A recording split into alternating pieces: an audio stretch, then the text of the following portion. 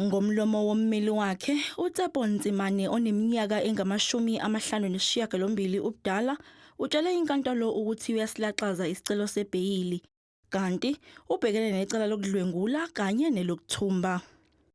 May the of course reflect that we are amending the bail application. We have authoritatively advised the court once we are ready to proceed with the bail application on the next post-government date.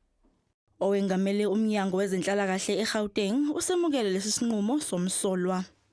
Funeka ahlale apha angavunyelwa phume aye phakathi kwabantu. Yena akabelongi ku-community yethu.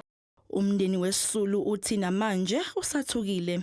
Utsiba ngwana okaris diagonally front opposite. Lo mlisa ungumakhelwane wethu. Ingane ibikhula phambi kwakhe, izingane bezimthatha njengomalume wazo, zimthemba. Lento akayenzile isithuse kakhulu.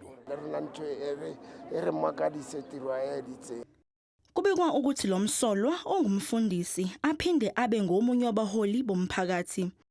Izinhlangano ezehlukenye kanye nomphakathi bebephume ngobuningi babo ukuzokweseka umndeni. Ngiyacela ke manje ukuthi emaphoyiseni aqinisekise ukuthi umsebenzi wonke wenziwe ukuze bakwazi ukuthi ba-collect ama DNA evidence. Lona wesilisa uzobuyela enkantolo mhla zingama-20 kuNhlaba.